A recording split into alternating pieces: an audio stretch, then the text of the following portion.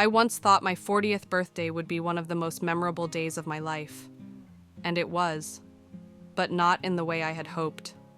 As I watched my husband Daniel kiss Olivia, my best friend of 15 years, right in the middle of my birthday party, everything shattered. Olivia, the friend I had trusted the most, had orchestrated it all. She picked the most luxurious restaurant, sent invitations to all my friends, family, and colleagues. She wanted everyone present to witness my humiliation on my special day. I stood frozen as Daniel took Olivia's hand, his face filled with smug satisfaction.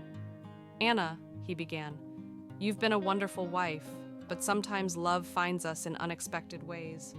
Olivia and we can't keep this a secret anymore."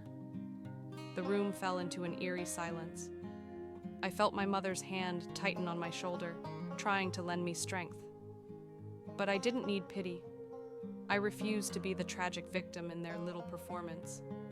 I lifted my champagne glass, an ice-cold smile forming on my lips. How thoughtful. So this is why Olivia insisted I wear black tonight. She's always been dramatic, dressing me for the funeral of our friendship. Daniel looked momentarily uneasy.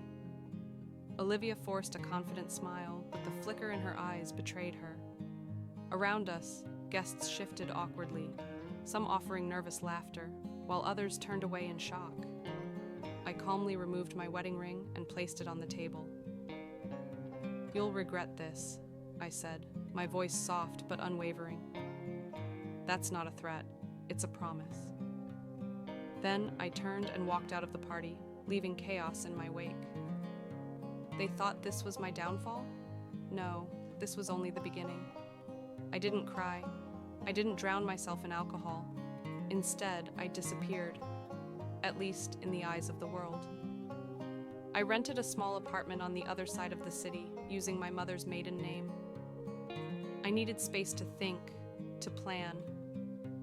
Olivia and Daniel thought I would crumble. They had underestimated me. Using anonymous accounts, I started digging into Daniel's career, a high-profile financial attorney. As an investment strategist, I knew exactly where he might hide his secrets. Olivia wasn't innocent either. She ran a real estate empire, and whispers of shady dealings had followed her for years. I spent hours poring over their records, looking for weaknesses to exploit. Secret emails, suspicious transactions, fraudulent loans. Everything slowly came together like a perfect puzzle. 2 months later, I sent an anonymous letter to the Securities and Exchange Commission, exposing suspicious activity within Daniel's firm. I also reached out to some of Olivia's former clients, those she had deceived.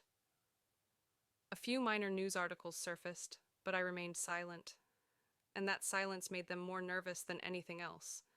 Their lavish parties grew less frequent. Their business partners began asking questions. Important contracts were stalled. But I wasn't finished yet. I adopted a new identity and approached one of Daniel's biggest business partners, posing as a potential investor. I carefully extracted more evidence of his wrongdoings. Before long, a major news article hit the front page of the city's most respected financial paper. Renowned lawyer under investigation for financial fraud. Daniel was summoned before the Bar Ethics Committee. His company spiraled into crisis, and clients abandoned him in droves. Olivia fared no better. An anonymous whistleblower revealed details of her shady real estate deals. Projects were halted, clients lost trust, and an unexpected audit caused significant financial strain. I watched it all unfold from a distance, every move calculated, every step leading to their inevitable downfall. But I wasn't done. One final strike remained. I sent an anonymous email to the city's largest newspaper, detailing a shell investment fund Daniel had created to launder money. The next morning, the headline read, "Prominent lawyer accused of financial crimes." His firm immediately fired him, and he faced legal charges. And Olivia? She became the centerpiece of a class action lawsuit filed by clients she had deceived. One by one, the luxurious assets she once flaunted were seized. No more friends, no more influence. She was completely ruined. One evening, I walked into the same restaurant where they had humiliated me.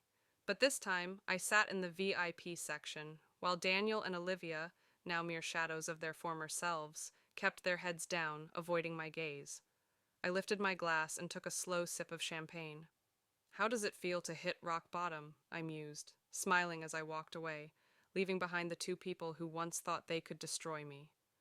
This story concludes with Anna's perfect revenge, leaving Daniel and Olivia in disgrace, while showcasing Anna's transformation into a powerful, victorious woman, no longer a victim, but the ultimate winner.